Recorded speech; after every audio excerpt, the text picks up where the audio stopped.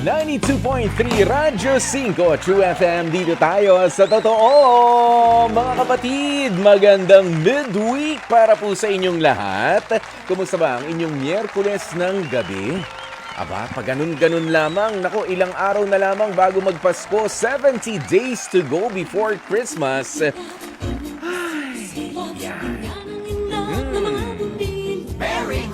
Merry Christmas po mga kapatid at welcome na sa ating programang The Dr. Love Radio Show. At sumasa inyo nga po, pansamantalang humahalili para kay Brother June Banaag. Ako po si Kuya Poy, ang inyong guwapopoy sa tanghali. Sana'y guwapopoy pa rin sa gabi sa inyo. Kung pwede lang, ha?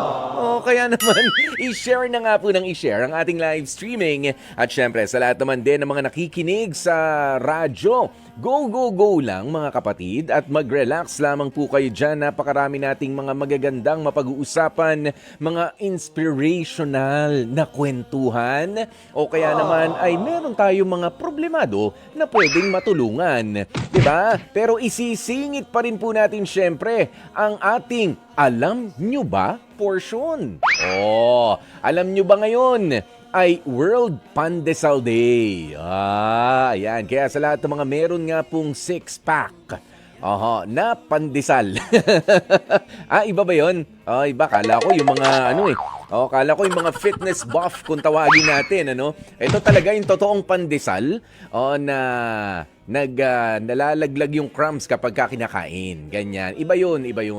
Ayan, isa ang pandesal mga kapatid sa hindi nawawala sa listahan ng almusal nating mga Pinoy. Alam nyo, meron nga akong kaibigan po noon na sa kwentuhan namin habang kumakain kami, nung college. Yan, nung college, kami halos majority nung gumagawa kami ng project, overnight na kami sa isang kaklase. Excited kami kasi naamoy na namin yung sinangag. Pero meron kaming isang partikular na kaklase na parang hindi masyado excited. Parang kami, tara na, taryahin natin na maayos yung mukhang masarap yung sinangag. Pero siya sabi niya, pagod ako gusto ko pandesal. Kahit yung amoy lang daw nung pandesal, parang yun yung buo yung umaga niya. Kumakain naman ng sinangag pero sabi niya, mas magiging masaya ako kapag may pandesal talaga. Kahit may palaman, kahit walang palaman, ganyan ha. Kaya naman po sa lahat ng mga medyo nagpapahipahinga at nagre-relax na rin ngayong mga oras na ito dahil mamaya-maya lamang magmamasa na naman ng mga pandesal. Magandang gabi po sa inyo. Ayan, at syempre, World Pandesal, ano nga ang tawag ngayon? World Pandesal Day. Yan ha. Na hindi talaga nawawala. Ang anak ko mahilig sa pandesal. Totoo? Totoo yan. Kahit walang palaman, yung panganay ko. Sabi ko nga, ito ang iwanan mo ng ilang pirasong pandesal kahit maghapon, umalis kayo, buhay siya. Ganyan yan. Kukuha lang ng keso kung may keso. Ayan, kung anong maisingit niya ron. Kung wala, yun lang. Inangat-ngat niya. Mas malakas sa pandesal kaysa sa kain. Diba? Para sa inyo ba, ano ang best partner ng pandesal? Ha? Yung keso ba? Yung kape? Yan, sinasawsaw sa kape. Ikaw, Sir Aaron, ano ba ang pinapartner mo sa pandesal? Ang bacon. Ay, bacon ang pinapartner sa pandesal. Nakakahiya naman sa'yo. Oo. Tsaka, fried chicken. Agad-agad. So, ano yung pandesal? Hindi pa ba siya yung main, Hindi pa siya yung main course?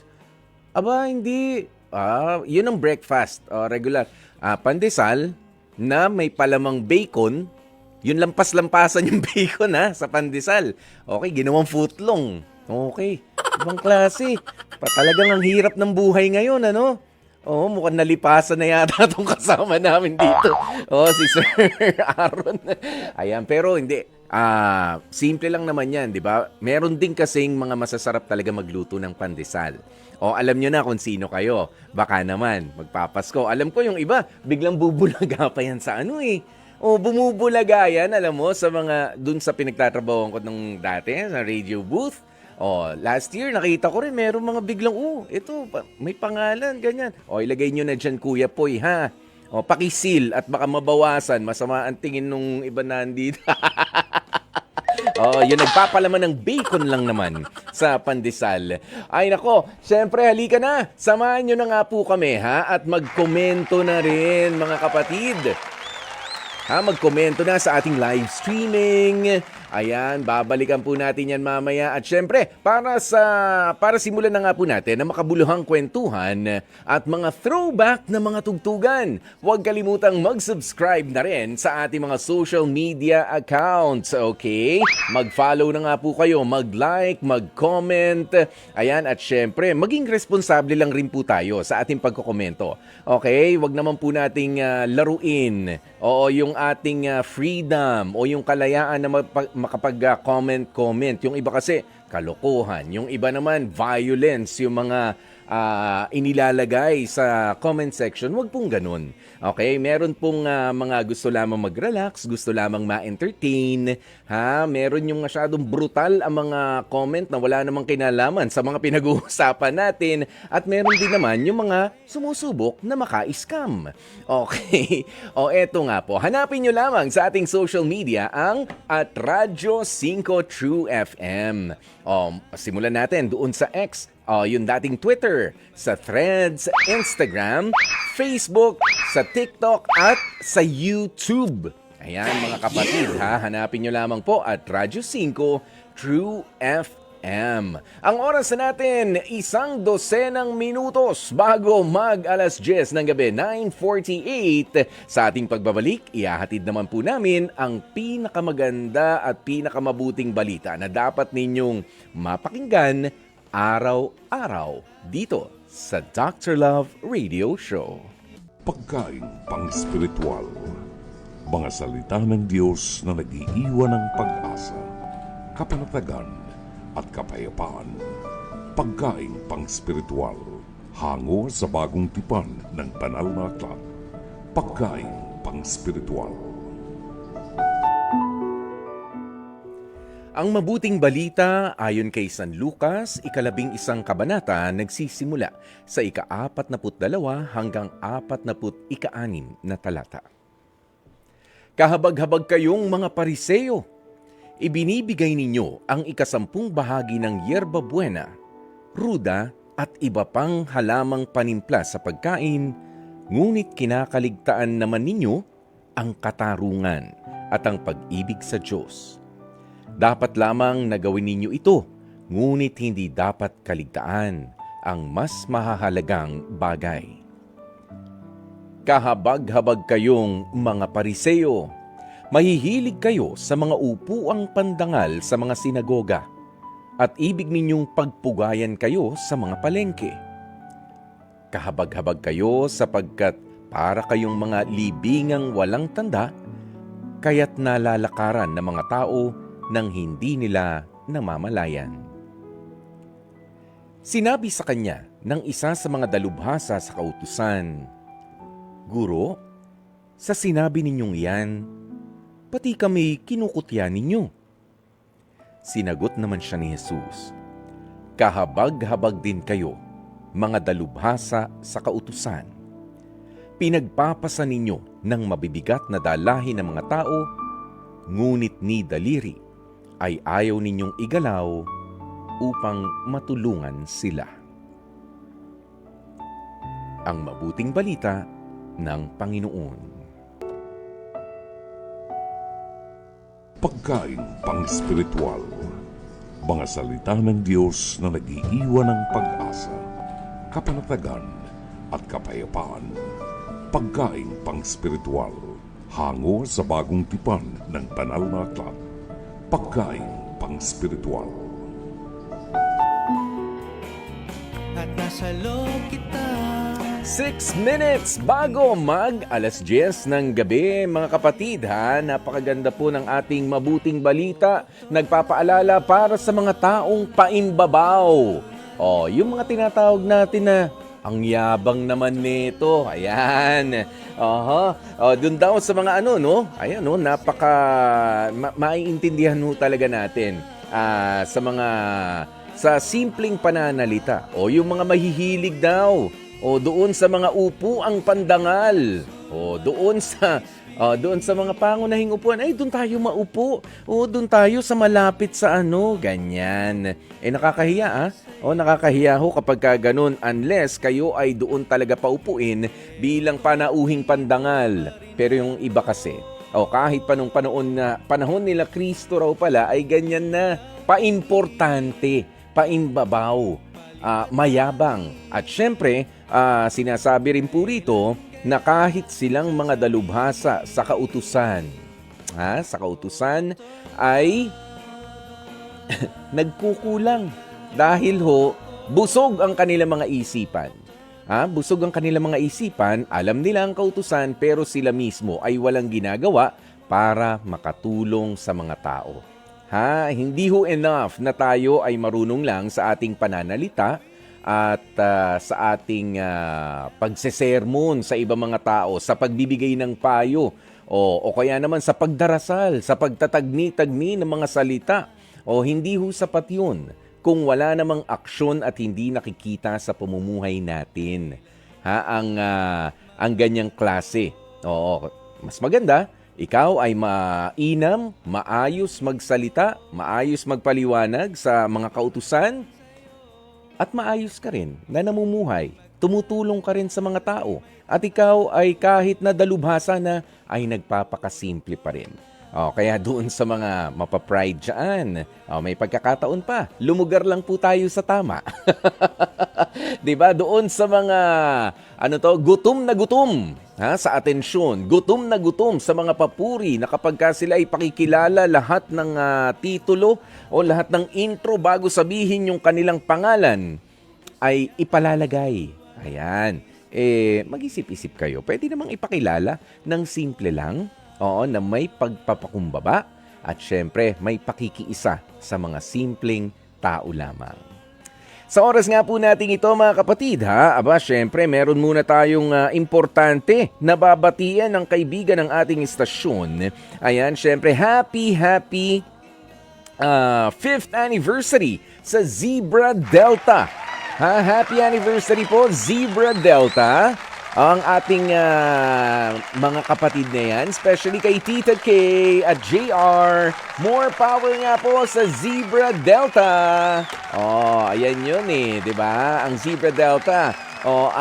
Syempre, ang ad agency ng Silka at ng Juicy Cologne. Maraming salamat po sa inyo.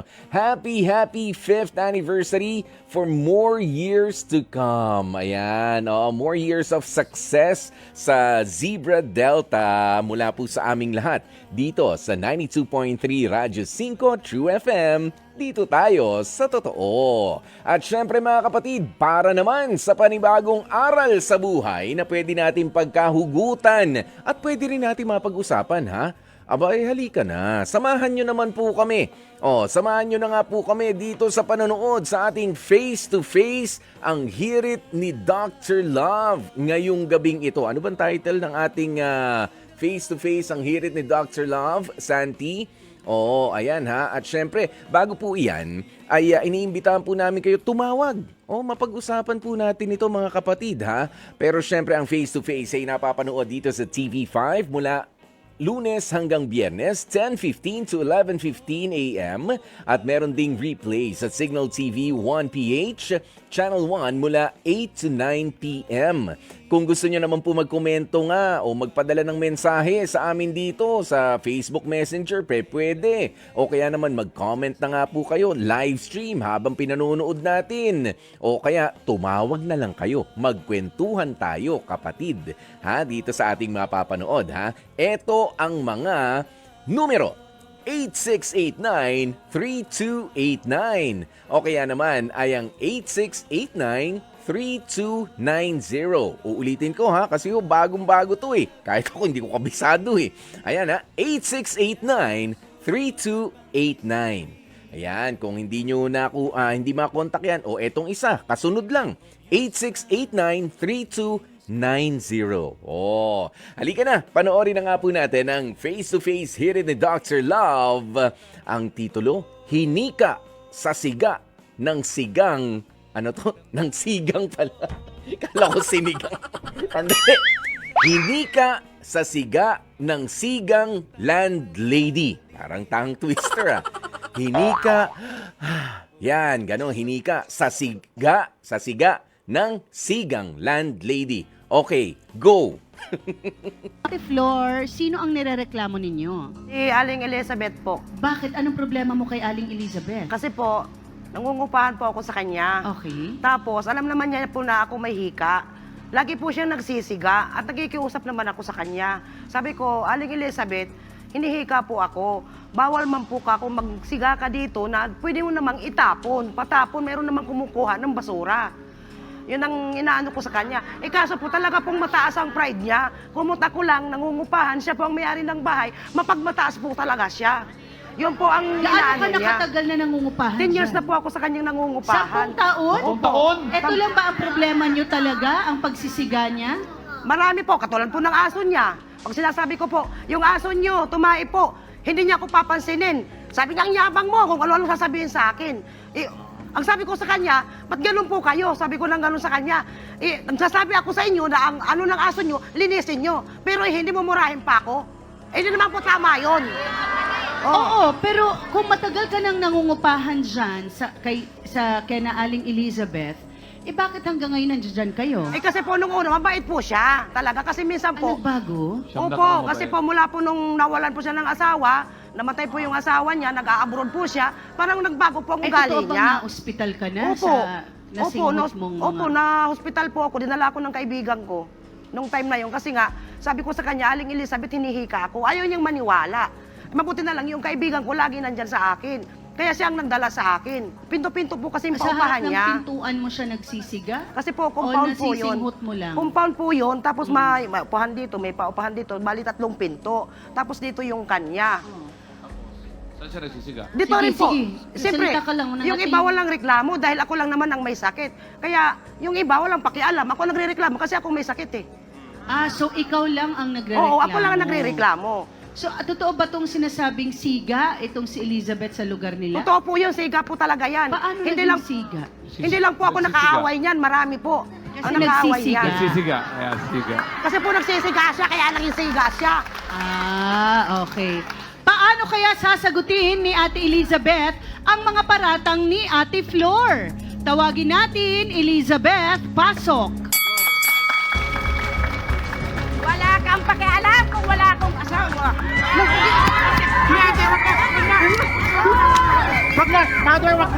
Ay, tama na po. Wag na. Ate Flor, wag na. May sakit pa kayo niyan, ha? Oo. Bastos ka? Ipo na po kayo. Ate Elizabeth, bakit mo nasabing bastos si Manang Flor? Sa isip niya siguro. Pero sa sarili ko, hindi ako bastos. Kasi marunong ako makisama sa kanya eh. Nangungupahan siya, lagi nasa taas, pare ganyan, ang dumi ng baba. Ako ang naglilinis ng bahay. Nakita sa akin ng ganyan. Ako lahat. Nakita niyo yung kasamaan ko. Nag-uusok Hindi mo ako ng nakikita. nagsisiga ako Talagang ng kailan ka uusok. matanda ka, napakayabang mo. Oh, mayabang ka! Kung matakakat ka sa akin, ganyan ka mag-ano sa akin ngayon. Ano? Nangungupahan ka lang? Kahit ako Ayaw mo, nangungupahan, lumayas nagpapalit ka. ako sa'yo. Lumayas ka! Okay. Lumayas ka. Upo ka lang. Ah. 10 taon na pong nangungupahan si Aling Flor sa inyo. Oh. Eh bakit ngayon lang ho ba kayo nagkaganitong dalawa? Eh kasi ngayon na siya nagkaganyan sa akin na naglilinis ako ng bahay, nagpapausok, nagrereklamo siya na mayroon daw sa hika. Numpa. Para! Wala ka amoy! Talagang ganyan Lumayas ka. ka! Ganyan talaga ang Bumalik ugali ka, mo. magtapos na ako maglinis! Baka binibigay ko na sa'yo ang pera, nabayad na upa ko sa'yo. Natural! Hindi ka nagre-reklamo. Dahil lahat, pinagagawa ko! Pati ultimo aso, yung kain ng aso mo. Natural! Ha? Natural! Nasabihin ko linisin mo. Oo, tama yun! Aking bahayop yun. Oh, Ha? natural! Okay, so bakit Ate Elizabeth, ang tenant ninyo ay may sakit, may hika. So kung nagrereklamo na yung usok ay nakakaapekto, Lumayas muna siya. Saan siya pupunta? Pagkatapos Eh, umalis maglinis, muna. Sandali muna. umalis muna siya. Umalis lang. Umalis muna. Babalik Lakas din. wala na. Sabi na ganyan. Relax lang. Okay. Malinis ang bahay. Kinainis Okay. mo sa akin. Pero wala naman kayong problema sa tenant ninyo Wala. ng 10 taon. Wala. Sa kay Manang Flor. Mayabang lang eh. Pero nagbabayad naman siya Nagbabayad siya buwan-buwan. pero mayabang Hindi lang. ako mayabang, bakit ikaw mayabang? Hindi ako! Naku, Ilagay mo sa may tandaan mo bahay sa ako. lugar. Ikaw wala. Ano ka? Oh. Okay. So may mga anak ka ba doon, Ate Flor? Wala siyang anak. Kaya dapat lumayas na lang siya kung ayaw niya doon mag-amoy ng usok. Talaga, lalayas ako. Kawawa ka naman. Marami Oo, naman marami uupa kang pera, marami kang anak. Mayroon pero nakikisama ako, mo sa wala mo. May uupa na ibang tao. Dati, okay tayo. Hindi Pero nung ikaw na habang mayabang, wala tumatagal, kang habang anak. tumatagal, naging ibang ugali mo. Talaga. Biglaan ba ang pagpapasiga? Bigla po siya nagsisiga na lang po. Wala siyang pasintabi. Totoo ba ito, Ate Masisingot Elizabeth? ko na lang at Kasi ma'am, alas 7, alas 6, nagsisiga na ako para siya tulog. Nagigising, alas 11, antayin ko pa ba yun? Alas 11 na tanghali, bago nagigising? napakasinungaling mo naman. Eh! Matanda ka. Ay, ba't Kapag ka nasabi nagreklamo? alas Sinungaling 11 ako ako. natutulog. Ah, Hindi ako nagigising. wala kang ginawa kundi Ano mag-cellphone. kang alam? Nakakatuwa ang inyong community na natatakot akong umupa sa inyo, Aling Elizabeth. Baka ako mapagbunto na ng galit. Pero nakapanghihinayang, nakasampung taon sila ng pagsasama. Wala silang away dun sa 10 taon. Ngayon lang sila nag-away.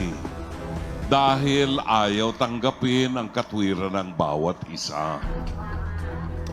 Aling Elizabeth, alam niyo ang buhay po natin sa mundo, buhay ng pakikisama sa mga kapitbahay, no? Hindi nawawala yan. Kinakailangan yung pakisama natin. Pero kung ang intensyon mo talaga manggalit, obvious, di ba? Tayo na mga nagpapaupa, may tungkulin doon sa umuupa. So siguro ito ay magiging isang aral na sa atin. Ang inaalala ko lang, baka itong problema ninyo, Aling Elizabeth, mas lumaki pa. Huwag nating sayangin yung 10 taon. Nakikita ko sa inyo, magkaibigan kayo Pwede kayong magkasundo muli kung ang bawat isa ay makikinig. Kasi wala nang nakikinig ngayon sa inyong dalawa. Wala nang nakikinig. Basta wala nang communication. Kasi sa communication, merong isang nagpapahayag, merong isang nakikinig. Yun ang communication. Ngayon, dahil sa galit, wala nang nakikinig. Gusto nila palakasan ng boses para maipahayag yung gusto nila. And that's not healthy. Sayang ang 10 taon. But I can still see, maaari kayo magkasundo kung bibigyan natin ng pagkakataon na respetuhin din yung umuupa sa atin at respeto rin ng inuupahan natin. Okay? Ganun lang ang mundo natin, magbibigayan lang tayo. Maraming salamat sa inyo. Maraming salamat, Dr. Love. Aba, tignan mo nga naman na magkaibigan, magkapitbahay. Hindi, tenant tsaka landlady. O, wala, magkapitbahay na rin. Di ba? Doon din naman nakatira O, si Ate Flor at syempre si Nanay Elizabeth. O, na wala teritoryo niya raw yun. Sige lang, banat lang ng banat. Pero alam ko bawal magano, di ba? Bawal basta magsunog ng mga dahon-dahon. Bawal yun. Oh, hindi ho dahil sa natutulog pa yung kapitbahay, hindi ho dahil sa nangangamoy yung mga sinampay, bawal yan. na. Oo, dito lalo na sa atin sa Metro Manila, ang magsunog-sunog pa ng kasi unang-una hindi po yan friendly sa environment. Okay? Oo, yung nagsusunog ng mga dahon ng mga pinagwalisan ninyo dyan. Syempre, ito naman sa mga dahon na pinagwalisan, huwag niyong sabihin wala kayong sinasama mga plastic dyan. Isa pa ho, hindi nga maganda para sa kalusugan natin. Hindi na nga maganda para sa mundo, hindi pa maganda para sa kalusugan nating mga Ayan tuloy. Ay, excuse me po. Ayan ha. Pero, inubo na hinika na Diba? Hindi lang, sabihin ng iba, napaka-arte naman. Siyempre, kapag ka may apoy, merong usok yan. Bawal nga ho Ha, sorry, bawal eh. Ayan, pero pwede nga po tayo magkakwentuhan. Baka meron po sa inyong gusto magkomento, mga kapatid. Ito nga po ulit ang ating mga hotlines. 8689-3289 o kaya naman ay ang 8689-3290. Ayan, sige. O kung hindi man, mga pagsisiga ang ginagawa ng kapitbahay ninyo o ng landlord o ng landlady ninyo. O kung nangungupahan kayo o kapitbahay nyo lang talaga, halika, pagkwentuhan nga po natin yan. Dahil kanina, nakikinig nga lang rin ako doon sa isa pa nating programa dito. Kaya Sir Rafi Tulfo. Iba, merong ayaw magpadaan doon sa kalsada? Ha? Ano bang, bumaba kasi ako, hindi ko natapos. Pero hindi, mukhang, naman yun mukhang sa gobyerno. Wala silang karapatan na angkinin yung tapat mo. Responsibilidad natin na panatilihing malinis yung tapat natin. Okay? Responsibilidad natin na sitahin kung mayroong mga gumagawa ng hindi maganda sa harapan ng mga bahay natin. Pero, yung pagbawalan, yung mga kapitbahay mo, nadadaan lang naman. Meron nag-iigib ng tubig kanina. 'Di ba? Tapos meron yung isa, nakamotor lang. Biruin nyo, habulin ng samurai naman. O habulin ng baseball bat. Papuputo ka ng baril. Ayan, may mga ganyan hong issue kanina sa mga kapitbahay. Sige nga, pag-usapan natin yung mamaya. Mga hotlines natin 8689-3289 o kaya naman ang 8689-3290. At syempre mga kapatid, sa oras nga po nating 11 minuto makalipas ang alas 10 ng gabi, ay nako. Eto naman, sa aming mabilis na pagbabalik, ang mga balita na kailangan ninyong malaman, mga nangyari sa maghapon sa ating kapaligiran na dapat ay alam mo. Dahil ito po ang True FM News Update sa aming pagbabalik. Kasama nyo nga po, Kuya Poy, para sa programang Dr. Love Radio Show. Mga kapatid, ang oras na natin sa buong kapuluan, it's 29 minutes makalipas ang alas 10 ng gabi. At syempre, batiin muna natin ang kanina pa mga gising na gising at mga ever supportive natin na mga kapatid, ha? Ayan, lalong-lalo na sina Jane Perez ng Chicago, Illinois, si Aleni Hunco, si Marjan Mamot. Maraming salamat po sa inyong pagtutok. Sina Ariel Tugbo. Ayan, God bless you too. Si Ate Agnes Hoxon, si classmate Gilbert Santiago, Ate Maricel Lacanlale, magandang gabi. At syempre, nakita ko rin nanonood sina Father Dan Cruz at si Father Rain Malubay. Thank you. Rosamila da Dios, Herbert Gaor. At syempre, eto, may reaksyon lang si Tita Nancy Luz Paz Obrero doon sa kanyang napanood sa face-to-face natin kanina. Sabi niya, nako sa England, kapag ka merong sisiga-siga, pupuntahan ka kaagad ng police o kaya ng fire department. Ganyan naman din sa atin dito no? Pero ewan nga ba, medyo malamya kapag ka nalaman na medyo matapang rin talaga yung pupuntahan, nagdadalawang isip din yata. Ayan, si Helen Lodiza, I'm watching from Beata, Pandacan, Manila. Hello po, dyan sa mga nasa Pandacan, Manila. Ayan, si Christina Barua, Teresita Bueta Bato. Ayan, thank you. Happy birthday. Sino ba may birthday? Teresita Bueta Bato. Ayan. Birthday mo ba? O may binabati ka ng birthday? Ayan, well, happy birthday. Ayan, si Fatima Mamawag. Joe Tigol. Ayan, thank you. At syempre, si Owel Galion, ang nakakalaro ko sa basketball. Grabe, sa tagal kong di nag-basketball, nagkabanggaan lang kami nitong itong tropang si Owel Galion. Para ako na chiropractor. Nagtunugan yung mga buto ko. Simpleng banggaan lang. Kasi yung susundot ka lang ng bola Diba? Depensa ako Pag sundot ko ng bola, kasalubong yung puwersa namin. Gumanon ang mga buto-buto ni Kuya Poy. Pero ang sarap. Parang nakalibre ako ng chiropractor. Magandang gabi sa'yo, Owel. Huwag mo nang ulitin yun. Natakot ako. Hindi, nagulat. Ayan, pero masarap naman. Lumuwag ang mga natin. Parang na-stretch ng habang naglalaro Ayan, at syempre, nako, sa oras nga po nating 32 minutes makalipas ang 10:00 ng gabi, sa puntong ito, mga kapatid, atin naman pong alamin ang kwento at kung anong aral ang maihahatid sa atin ng buhay na ipinadala ng ating kapatid na si Jay na mula dito sa Maynila para sa ating liham kasaysayan.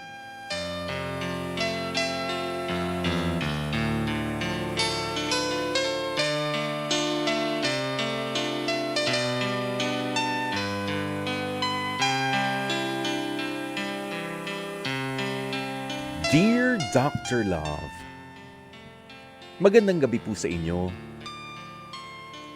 Lumaki po ako na kulang sa pagmamahal ng isang tunay na ama. Pero ako ang gumawa ng paraan para makilala siya. Ako po si Jay, ipinanganak sa Oriental Mindoro noong August 21, 1989. Lumaki ako na kasama ang aking pamilya.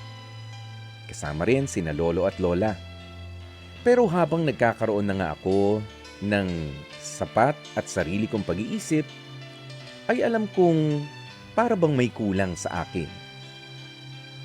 Dr. Love, lumaki po ako sa piling ng ibang ama ang nakikilala ko. Pero hindi nagkulang sa akin ang aking kinikilalang pangalawang ama dahil tinulungan niya ako. Pero may mga pagkakataon po na habang lumalaki ako na alam kong hindi siya ang tunay kong tatay.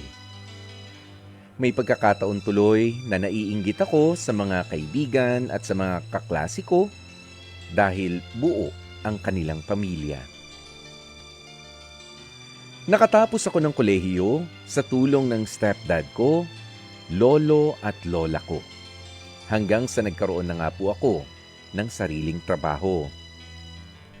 Dumating sa punto na nabalitaan ko na nandito raw sa Pilipinas ang tunay kong ama. Nakuha ko po ang number niya, Dr. Love. Hindi ko alam ang gagawin. Ilang beses akong nag-isip kung bakit ko nga ba dapat pang gumawa ng unang hakbang para makilala ang biological dad ko. Hanggang sa napag-isipan kong tawagan na siya at subukin na makipagkita.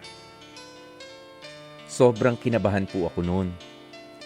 Sa unang pagkakataon nakadama ako ng lukso ng dugo pero pagmamataas ang naramdaman ko ng pagkakataong yun dahil gusto kong ipakita sa kanya na kahit wala ang tulong niya ay nakamit kong mag-isa at kapiling ang ibang tao para sa mga pangarap ko.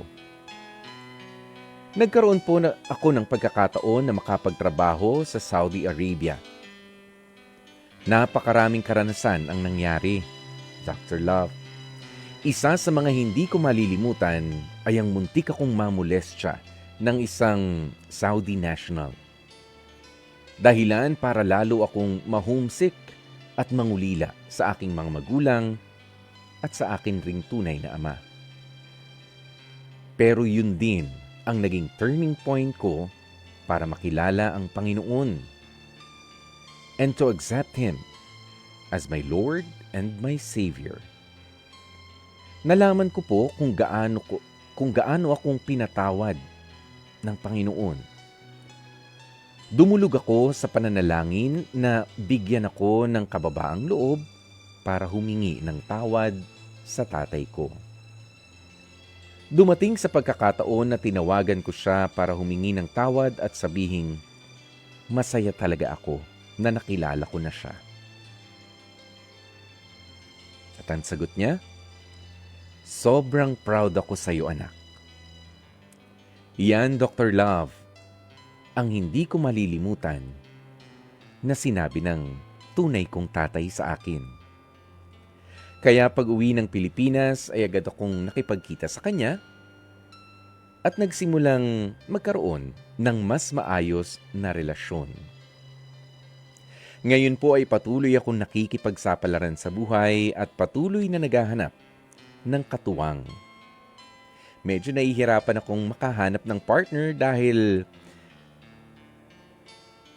sa naranasan kong maging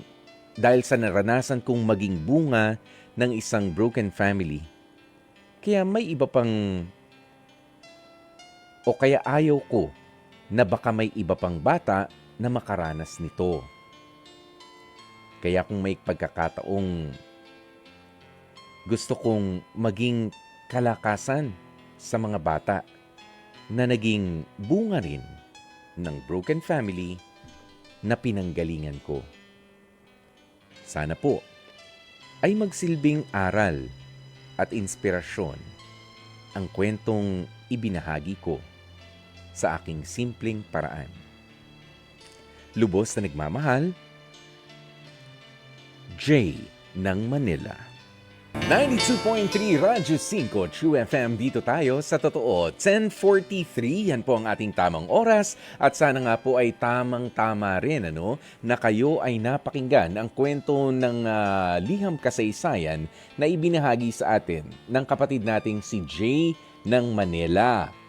Si Jay na lumaki kasama ang kanyang stepdad, amain, at ang lolo at ang lola. Maayos naman po ang naging pagpapalaki kay Jay. Napuno naman siya ng pagmamahal, pero dahil nga sa nalaman niya na hindi pala ang kinikilala niyang pangalawang ama, talaga ang kanyang biological dad, ay sinubukang hanapin ang tatay niya na hindi lang pala gustong hanapin, kundi gustong ipakita na siya ay naging matagumpay nang wala siya. So there's pride. Merong pride at merong sama ng loob na gusto pang iparamdam doon sa biological dad niya. Yan. Pero, nakita niyo yung nangyari? Nang siya ay ng ibang bansa, ginising pa rin siya at kinalabit na, alam niyo ho kasi, dito sa kwentong ibinahagi ni Jay, hindi ho talaga mapapalitan, hindi pwedeng burahin ng isang pagkakamali ang isa pang pagkakamali. Dito ho, malinaw na malinaw yan. Alam natin na nagkamali na ang tatay ang biological dad nitong si Jay for leaving him. Sa pangiiwan sa kanya nung bata pa ito na hindi pinanagutan for whatever reason ang kanyang nanay, kaya meron siyang stepdad na nag-alaga naman sa kanya. Na dapat nga sana ay naging very grateful na lamang itong si Jay, doon sa mga taong pinuno pa rin siya ng pagmamahal kahit hindi naman talaga siya kadugo ng mga taong ito. Na itinuring na talaga siyang pamilya. Hindi lang parang pamilya talaga ang naging pagpapalaki sa kanya.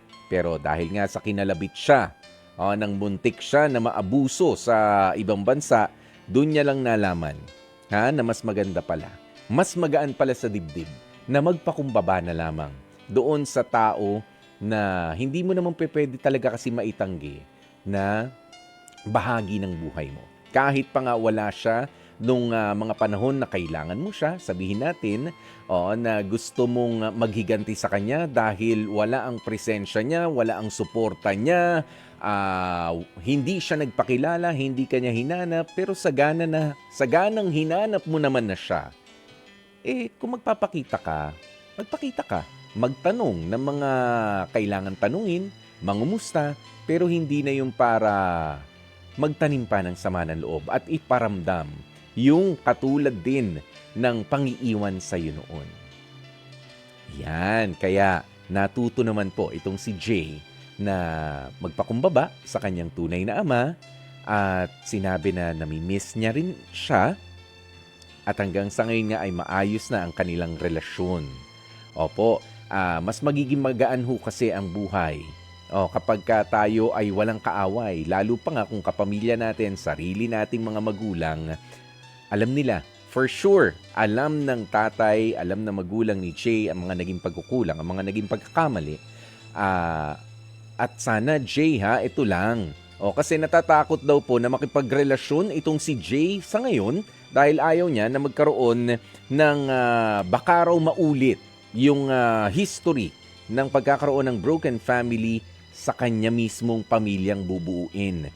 Pero Jay, iba ang kapalaran ng tatay mo at ng nanay mo noon, iba rin ang kapalaran mo. Bakit ka papayag na magkaroon ng broken family? O wag kang matakot na sumubok makipagkilala sa pwede mong maging katuwang sa buhay. Yes, alam ko na very traumatic na ikaw ay lumaki sa isang broken family na para bang may kulang sa pagtanda mo, pero huwag kang matakot na sumubok, huwag kang matakot na umibig at i-share yung buhay mo. Lalo na at mayaman ka na ngayon, hindi sa pera, kundi sa mga aral at inspirasyon. Sa pagkakataon pong ito, kausapin natin ang isa nating kapatid na mula sa Pampanga na si Andrea na nag-react at magkokomento rin. May mga masasabi para dito sa kwentong ibinahagi sa atin ni Jay. Andrea, magandang gabi sa'yo. Good evening po, Kuya Toy. Ano ba masasabi mo dito sa liham kasaysayan na ibinahagi sa atin ni Jay?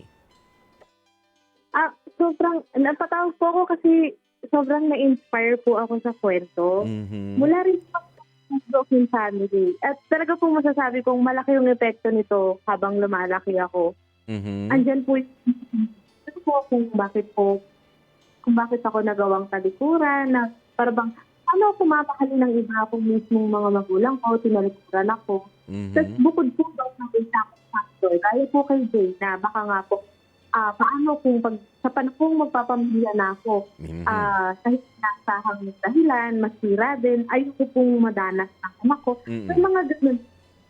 Tapos, yung parang okay ka sa mismong nanay at tatay mo, kasi kanya-kanya na silang pamilya. Yes. Pero mas nanaig po natin yung thankful ako na sa kabila po ng pagtalikod sa akin ng mga mismong magulang ko, ay may mga nagmahal po sa akin. Gaya po nung sinabi niyo, Kuya Paul. Sa ngayon ba, Andrea, ilang taong ka na? 31 po. May sarili ka na ring pamilya? Wala pa po, Kuya Paul. Wala pa. O, pinakikilala namin sa'yo si Jay. Di ba, malay natin. Hindi kasi maganda rin yung naiintindihan ninyo yung mga fears ninyo. Di ba, na sabi mo nga galing ka rin sa isang broken family. Nandyan din yung doubts mo na ikaw ay baka maulit na naman yung ganun Nahirapan nga ako bilang anak noon. Ipararanas ko ba ito sa anak ko? Pero, alam nyo, ang parehas siguro sa inyo ni Jay, ikaw ba naisipan mo rin noon na magrebelde dahil sa sino bang umalis? Si nanay o si tatay? Hindi ko na po. Hindi ko na po nalaman yung dahilan Lumaki na lang po ako sa lola ko. Sa lola na. So parehas silang wala? Sa tabi mo? Po. Abo. Ang sabi lang po ng lola ko, Kuya Poy, family na po sila. I'm sorry, ano yun? Ang sabi po ng lola ko sa akin, Kuya Poy, nung mga palaki na ako, tinatanong ko na po kung pwede ko bang ang sabi po, may kanya-kanya ng family. Baka lang po magulo pa. O sinong anak nung lola mo? Yung nanay mo raw o yung tatay mo? Yung mama ko po. Kahit sa mga okasyon, hindi kayo nagkikita? Hindi man lang naituturo, yan ang mama mo. Wag mo lang, tita-tita na lang tawag mo. Di ba may mga ganun naman kahit pa hindi na talaga rin. Opo, Grabe, wala. Grabe, Andrea, yung ganyan na mga... Well, siguro ngayon, kung nakikinig si Jay, o kita mo naman, ito ring si Andrea, ang isa nating kapatid, ay parang iniwan. Alam mo, ang pangit lang pakinggan, Pero alam mo kasi, yung mga... Alam mo yung mga pusa kapag ka nanganganak? Di ba? Kapag kaya na nila, bahala na kayo dyan. O yung mga kuting. Di ba? Parang ganun lang ang ginawa sa inyo ng mga magulang ninyo. Well, hopefully, hindi naman yan ang ginawa nila kung meron nga sila mga sarili na ring pamilya. So hanggang ngayon pala, Andrea, ang sayo ay hindi mo pa kilala kung sino ang totoong tatay mo at totoong nanay mo. Ay, yung mama ko po, kilala ko po kasi pinapasa po ni Lola. yung mga picture niya. Mm. Yung papa ko po, hindi po. Yan. Pero wag nang magtatanim ng sama ng loob, ha? Sabi ko nga kanina, hindi na nga tama yung ginawa nila. Yung iba kasi, alam mo, Andrea, ang ginagawa pa, magre-rebelde ako. Dahil hindi ako nakaranas ng pagmamahal mula sa tatay ko. Daddy issues. Ayan, yung iba, ganyan din.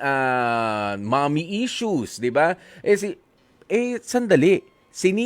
Sinubukan na nga nilang masira yung mga buhay nila, iniwanan ka nga nila, tapos ikaw rin bilang anak, yun pa ba ang gagawin mo sa sarili mo? Kasi buhay mo yan eh.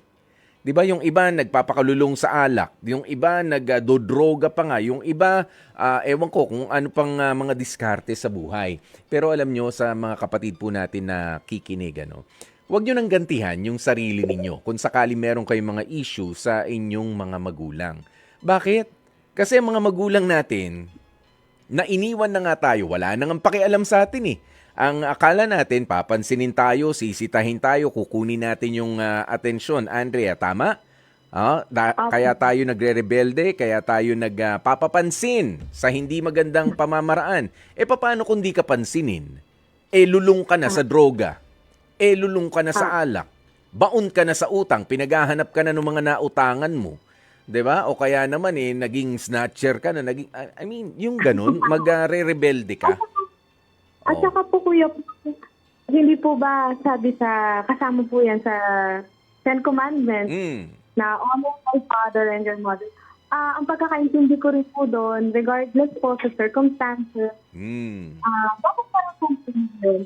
Mas makakaabante at makaka-assist po tayo sa buhay kung wala po tayong galit na dala sa dibdib. Tama. At ang mga gumagalang sa kanilang mga ama at ina ay humahaba ang buhay. Tama? Yun eh. Kaya igalang na lamang natin yung ating mga ama at ina. At alam mo, meron akong kakilala, Andrea, at sa mga nakikinig sa atin ngayon, ganyan din ang sitwasyon sa inyo, na iniwanan, sabi ko nga parang mga kuting na lang na iniwanan, hanggang sa bahala na kung sinong sumalo sa kanila. Pero alam mo, sabi ko, buti ay hindi nyo naiisip na magkaroon din o mapasok yung relationship ninyo sa broken family. Sabi, yun nga yun eh. Sabi, papaano, doon na nga kami galing sa pangit na bangungot na yun, bakit pa namin iperaranas sa mga anak namin? Plus, yun nga, yung wisdom na sinira na nga yung mga magulang ko nga wala nang pakialam sa akin. Ako, hindi ko pa ba papakialaman yung sarili ko? Hindi pa ba ako pupunta sa mas magandang direksyon? 'Di ba? Ako to, buhay ko to. Yung mga magulang ko na walang pakialam sa akin, I don't know, yung iba nga ay hindi naman sa mas mauuna yung mga yan eh. 'Di ba? Kung ipagkakaloob baka mauna sila sa atin pagka wala na sila kaninong buhay ang sira. 'Di ba sa'yo? Hindi naman yung kanila. Opo. Ganoon yun. Kaya buhay mo yan, responsibilidad mo yan bilang anak. Ayan, pero ang isa pang aral natin dito, yung mga tao na nag-aalaga sa atin, sila na mga sumalo ng mga responsibilidad na hindi naman birong responsibilidad sa pagpapalaki ng mga anak, sila po ang ating pasalamatan at wag nating kalilimutan at patuloy na irespeto. Kaya Andrea, sige, sa nagpalaki sa'yo, sa umalalay sa'yo mula noon, baka ito na ang tamang pagkakataon naman para makapagpasalamat ka sa kanya. Apo, Kuya Paul. Go ahead. May message ka? Sabihin mo. Kay Lola, si Lola. Sabihin mo kay Lola. Lola. Sorry, hindi emotional. Lola, maraming salamat po sa patuloy na pagmamahal sa akin kahit alam ko pong nahihirapan na po kayo dahil mahirap po talaga ang buhay. Pero pinili niyo po palapit na po sa sunod ako kahit ikaw lang po magta. Alam ko po na matatapos itong hirap natin, nagpangako ko po ito na hanggang dulo, makakasama niyo po ako. Babalik ko po, susukuyan ko po lahat ng pagmamahal na binigay niyo po sa akin. Ayun po. Diba? Ang sarap sabihin. Anong pangalan ni Lola?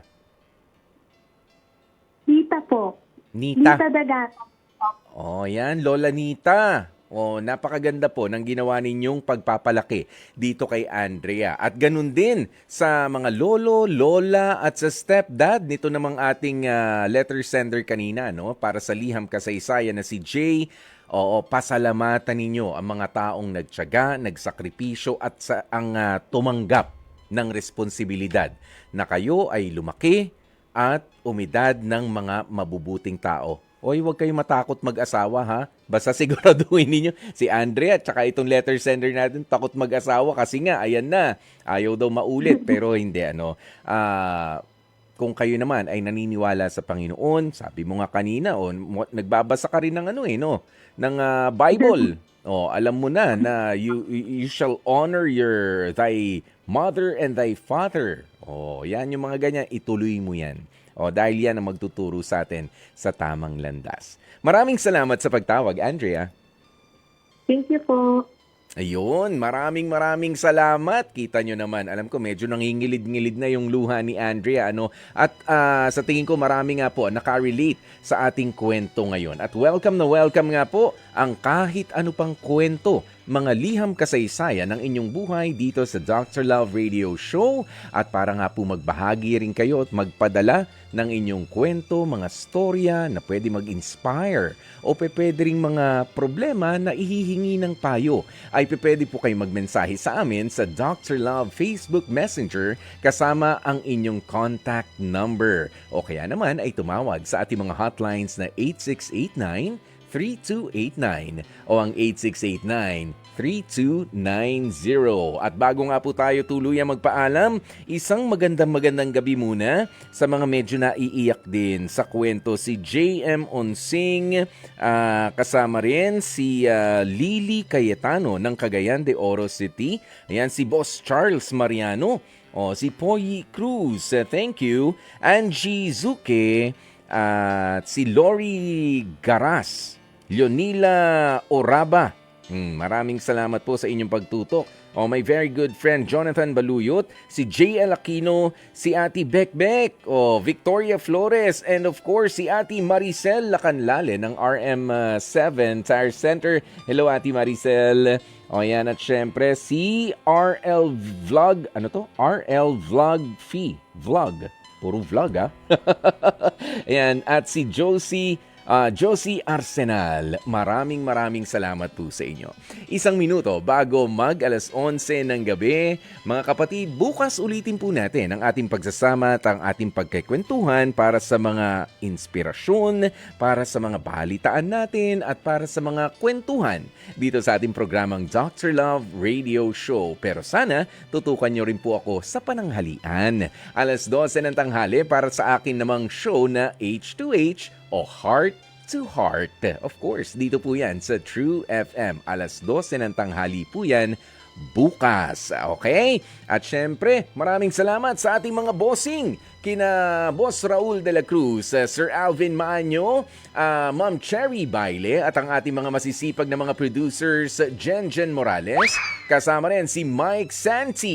Yan. Ayan. At syempre ang ating tech director, si Direk Nanding Bazarte. Ganon din ang ating radio tech na si Aaron Tolentino. Sino pa? Sino yung nandito sa kabila ba? Si Jai ba? Ayun, si Jaire Ann Manipon. Maraming salamat. Si Sir Rome, humabol pa. Talaga, ansisipag ho talaga.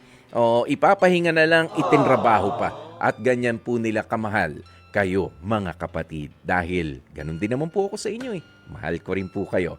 Hanggang bukas, ha? Mag-enjoy na muna kayo sa ating Evening Chill na susunod na dito sa ating programang Dr. Love. Ako po, si Kuya Poy, ang inyong gwapopoy para sa 92.3 Radyo 5 True FM.